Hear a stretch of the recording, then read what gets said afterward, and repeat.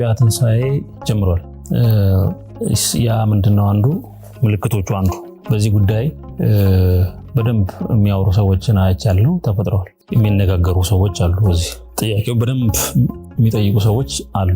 ጥያቄውን ከጠየቀው ግማሽ ሆኗል። በእኔ እምነት ይሄ ዘመን ነው የማያም የግሪክም ኦራክል ምናምን የሚባለው ነው። ደግሞ በመቅደሱ በኩል የጻፉት ጽሑፍ አለ ራሱ ማንም ሰው ቢፈትሸው የሚያገኘው ነው። ቅድም ያልኩህን እውነት መልክና ቅርጽ ባለው መልክ እዛ ላይ ለመጻፍ ሞክሬያለሁ። ግን እኔ ጻፍኩት እንጂ ጉዳዩ ሁላችንም ስለሆነ የጋራም ስለሆነ እሱ መልክ ይዞ አንድ ስብዕና ነው የተጻፈው። አንድ የነበረው ነው ምነግርህ። ሰበናዋ ወይም ሴቲቱ ወይም ሰማይቱ ኢየሩሳሌም በሚስጥር ከተገለጠች እና አሁን በይፋ ልትወጣ ባለችበት ጊዜ ምን ሆነ ይላል ነገርየው። ልክ ክርስቶስ ሲወለድ ነው እንደዛ አድርገው ወሰዱ። ክርስቶስ ሲወለድ ደስታ ነበርኩ። ሰማይ መላእክት ዘመሩ። እንደዚህ የሆነ ምስራችን ለእረኞቹ ይነግራሉ። ይሄ አንድ ደስታ ነው። ልክ ሲመጣ የሚፈጠር ደስታ አለ። እኛም ሰማነው አወቅነው ደስ አለን ብለን ልንል እንችላለን። በመወለዱ ምክንያት ግን ቀጥሎ ወላጆቹ መከራ ነው የመጣባቸው። ስደት ነው የመጣው። ማርያም ይዛው ወዴት ሄደች? ወደ ግብጽ ተሰደደች። ልክ እንደዚህ አይነት አገላለጦች በመጽሐፍ ቅዱስ ውስጥ አሉ። ኢትዮጵያ የተመሰረተችበት በተለይ ራእዩ ዮሐንስ ነው። ራእዩ ዮሐንስ ነው ኢትዮጵያ። እዛ ላይ ምን አለ? ከተማይቱ ስትገለጽ ዘንዶ ከአራቱም አቅጣጫ የራሱ የሆኑትን በሙሉ አሰባሰበ ይላል። ከበበ ይላል። ይከባል። ስለዚህ እንደ ዴፊኒሽን ወሰደ እንደ ብያኔ ወሰደውና ልክ እውነቱ ሲገለጽ ትንሣኤው ሲመጣ ምልክቱ ሲታወጅ ለሰሙትና ላወቁት ሰዎች ደረሰ ብለው ስራውን እየሰሩ ይቀጥላሉ። በዛው መጠን ግን እነዛ ሰዎች መከራውን ፈተናው እና መከበብ አለባቸው። በኢትዮጵያ ላይ የምናየው ነው። ኢትዮጵያ ውስጥ እውነቱ ተገልጿል። በሱ መገለጽ ሰማይና ምድር ተናውጧል። ትልቅ ትንሽ የለም። ግራ እስኪጋባ ድረስ ሰዎች ከአጠገባቸው ካለው የማንኛውም አስተሳሰብ ጋር እየተጋጩ እያሉ ነው ያሉት። የሚችሉት ግን ወደ ዘመናዊ ወደ ቀጣዩ የቅድስተ ቅዱሳን ዘመን ወደሚለው ወደ መቅደሱ ለመግባት እየሰሩ ናቸው፣ እየገቡ ናቸው። ወደ ቅድስት ለመግባት አሁን በኢትዮጵያ ቤተክርስቲያኑ ምሳሌ አንፃር ሰነህ ክህነት ያስፈልጋል አይደለም? አሁን ቤተክርስቲያን ቅዱስ ለመግባት ክህነቱ ያስፈልጋል። ይሄኛውን በአስተሳሰብ በሰበና ስናየው ይሄንን ለማግኘት ይሄን ለማድረራትና ለመሻገር ይሄን ነገር ሰዎች እውነቱን ማወቅ አለባቸው፣ ወይም ክህነቱን ሊቀበሉት ይገባል። በሌላ አባባል መንፈሳዊ መረዳቱን ማወቁንና በህይወታቸው አምኖበት ሊገቡበት ይገባል እንጂ ጉዳዩ ተገልጧል። የመቀበል ያለመቀበል ጉዳይ ነው። አግኝተኛል ሐሳቤ። ስለዚህ የኢትዮጵያ ትንሣኤ እንደ ንጋት ነው ማለት እየነጋ ነው የሚሄደው። አያልቅም። ንጋቱ እየነጋ ይሄዳል። በዛው መጠን ግን ስለተገለጸ ፈተናው ሲበዛ መከበቡ ሲኖር አይደለም ስለወልድ ተወለደ ስለወለድከው ስደት ምናምን ሊኖር ይችላል። ይሄ እውነት ያለበት ቦታ ላይ ምክንያቱም ሴቲቱን የማያገኛት ከሆነ አንተን ማላገኝ ከሆነ ይሄን ጽንሰ ሐሳብ የማያገኘው ከሆነ የሚቃወመው ኃይል የውሸት ትምህርቱን ለቀቀ ነው የሚለው። የብዙ ሰዎችን አእምሮ እያበላሸ ያለው በተገለጸው እውነት አንጻር የሚለቀቅ ውሸት ነው። እውነተኛ ትንሣኤ አለ፣ ሐሰተኛ ትንሣኤ በዛ መጠን ይለቀቃል። ይሄ አሁን ኢትዮጵያ ይሄ እንደዚህ ነች። በቃ ከሰማይ ዝቅ ከምድር ከፍ ያለች ረቂቅ ነገር ነች የሚያሰኘው ይሄንን ስናቀው ነው። በሌላ አባባል እያልኩ ያለሁት እዚህ ሀገር ላይ ፈተና ካለ እግዚአብሔር ስላለ ነው ማለት እያልኩ ነው። አግኝተኛል ሐሳቤ። እግዚአብሔር ስላለ ነው ፈተናው ያለው፣ ወይም እግዚአብሔር የሚሰራባቸው ሰዎች ስለተገኙ ነው አሳዳጁም ፈተናውም ከባቢውም ያለው። እነዚህ ምልክቶቹ ናቸው። ሌላ ቦታ ለምን መከራው ነው ያለው? ምክንያቱም ተቃዋሚው ካለ የሚቃወሙት በዚህ ቦታ ተገኝተዋል ማለት ነው። አንዱ ምልክት ይሄ ነው። ስለዚህ በእኔም አረዳድ እየበለጠ እየነጋ ድል እያደረገ ይሄ እውነት አናቃቸውም እንጂ ብዙ ሰዎች ምን ሆነዋል? እየተነሱ ነው። በፈተኑት መጠን ማለት ነው።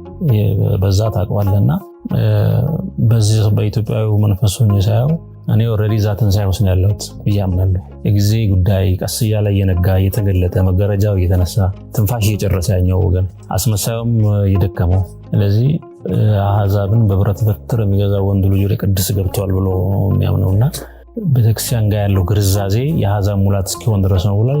እንደዚህ ነው ምናምን። አሁን ግርዛዜው እየበቃ ይመጣና መከራ ያነቃል። መከራ የሰውን ይወልዳል። ስለዚህ ለእኔ ካወቅንበት እጅግ ትልቁ የትንሣኤ ድምፅ ተሰምቷል። ሰዎችም እያወሩት ነው። ተገልጦ ተከናውኖ ለምን አላየነውም ካላልን በስተቀር ሲጀምር በሰው ስለሚጀምር በአንድ ሰው ነው የሚጀምረው። አንድ ትንሽ ያ ነው ተቋም የሚሆነውና ትንሣኤው ድምፅ ተሰምቷል፣ መለከቱ ተነፍቷል። ምልክቶቹም ለዛ ነው የበዙት ብዬ አስባለሁ። እና የምናምነው በእንግሊዝኛ ዘ ሊቪንግ ጋድ የሚሉት ማለት የሚሰራ የሚያከናውን የሚያደርግ ነው። የነ ሄኖክ ጊዜ ነው። በሌላ አባባል በሚስጥርም እንደዛ ነው የሚባለው ነው። ይሰራል፣ ያደርጋል፣ ያከናውናል። እንዲህ አሁን አባባሌ ታሪክ ነው ምናምን እያልኩ አይደለም ያለሁት። እውነት ነው፣ ነገርየው ህይወት ነው፣ ሰው የሚኖረው ነው።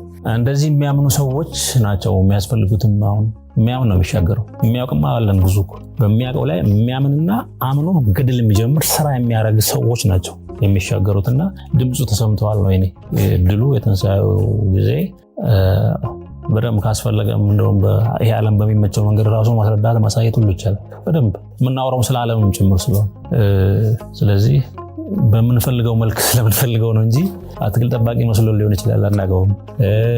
እረኛ ሆኖ ሊሆን ይችላል፣ አንድ ምሁር አንድ ፕሮፌሰር ሆኖ ሊሆን ይችላል። ድምፁን የሚያውቁት ያውቁታል። እንደዛ ነው። እና እንደውም አገር ያለው በእነዚህ አይነት ሰዎች ነው፣ ድምፁን በሰሙ ሰዎች። ስለዚህ ፊት ለፊት ሲታይ ከበባውን ስናየው ተወልዷል ማለት ነው። ከበባውን ስናየው ኢየሩሳሌም ሰማያዊት ተገልጻለች ማለት ነው። ከበባውን ስናየው መቃብሩ እንደተዘጋ ተነስቷል ብለን ነው ምናምን። ኢትዮጵያውያን እንደዛ ነው ምናምን። ምናልባት ቅድም ብያለሁ ኢትዮጵያውያን የምላቸው እነዚህ ይህን ስብዕና ያገኙ የትኛውም ሀገር ዜጋ ድንበር የለውም ማለት ነው የኛ እውነት። ለዛ ነው ያሸንፋል፣ ይቀጥላል፣ ይገለጻል። በሶስቱም የኖህ ዘሮች ውስጥ ያለ መክሊት ተገልጦ እስኪፈጸም ነው የምንጠብቀው እንጂ አልቋል ጉዳዩ። እንደዛ ነው አሁን ማምነው የሚታየኝ። ሙሽራው ሲመጣ ተዘጋጁ የሚባል ደናግል አለ አይደል? በደናግል ምሳሌ ልውሰድልህ። ሲመጣም የሚያዩት የሚጠብቁት ናቸው የሚያገኙት። እውነቱን የሚጠብቁት የማይጠብቀው ከሆኑ ማያደርግ በተነግረውም እየጠበቀው ስላልሆነ ያን አንተ የምታወራውን እውነት እየጠበቀው ስላልሆነ በተነግረውም ያዳምጥ ይችላል። ምንድነው የሚያወራው ብሎ ጥሎ የሚሄደው። እየጠበቁ ግን ያሉ ሰዎች አሉ። የምንፈልገው አሁን ትንሣኤ አይደል? አሁን ለምሳሌ ያለው የምንፈልገው የኢትዮጵያ ትንሣኤ የምንለው ያቺ ረቂቅ ታላቅ ሰብዕና የምንላት ነች። የእነዚህ ሰዎች ሀገር ነው። ኢትዮጵያውያን በብዙ ምሳሌ የተጠቀሱላት በብዙ አይነት ስልጣኖች በብዙ ትልልቅ ሃይማኖቶች ውስጥ የነበራት ቦታ አለ። በየትኛውም የሃይማኖት መድረኮች ቦታ አለ። ኢትዮጵያ በጎ ደስ የሚል ብንሆነው ደስ ይላል ብለን የምንላቸው አይነት ባህሪያት ያሏት አንድ ገጸ ባህሪ ነች በታሪክ ውስጥ ኢትዮጵያ። ስለዚህ ያንን ማግኘት እፈልጋለሁ የሚል ሰው ለየትኛውም መልካም ነገር የሚያስፈልገው ዝግጅት በእውቀት በመመርመር በመፈተሽ ራስን በማብቃት እና አሁን እንደሚል ሰው ከሶስት ነገር ነው የሚማረው፣ ከመጽሐፍት ከልቦናና ከመምህራን ነው ሰው የሚማረውና ከነዚህ ነገሮች እየፈተሸ ራሱን ቢያዘጋጁ በሆነ ወቅት ላይ እውቀት ብርሃን ስለሆነ የህይወት ብርሃን ስለሆነ ራሱ ሰበናው ወይም ክርስቶስ ይበራል፣ ይገልጠዋል። የሰው ልጅ ሰው ያየዋል ማለት ራስን ነው የምታየው በሌላ አባባል። ስለዚህ አሁን ባልኩ መንገድ ልክ እንደዚህ እንደምናወራው እንናገሩ። አሁን ያነሳው አወራው አንተ አጠየቅ የነገር ይቀርባል አይደል? መልእክት ያደርሳል፣ ምስል ይደርሰዋል አይደል? ይነጋገሩት፣ ይጨዋወቱት። ያም በመንፈትሽ እንደዛ ነው። እና ያ ማለት ምጥ ማለት ነው። ያማጥ ነው ከሆነ ምን ይሆናል? ይወለዳል። ስለዚህ በዚህ አይነት የውስጥን የማነቃቃትና ዝግጁነት ቢኖረን ጥሩ ነው። እንደ ትውልድ ከግርዛዜውና ከስንፍናው ዘመን ብንወጣ ካወቅንበት የዘመን ቀላል ነው። አንዳንድ ነገሮች ለማድረግ ቀላል፣ የፈለግከውን አይነት እውቀት እንደዚህ ገለጥ አድርገህ የምታገኝበት ጊዜ ነው በትንሹ እንኳን ካየ ነው። ስለዚህ በማመን ውስጥ ሆኖ የሚገኝ እውቀት አለ። እንደዛ የተሰራው አባቶቻችን መንፈሳዊ እርግጠኝነት ከምን ሊመጣ ቻለ?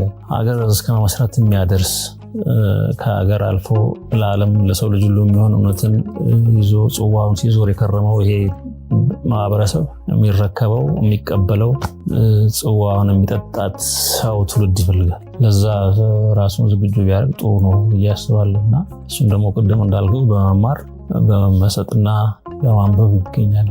ራሱን ያዘጋጅ እያስባለሁ።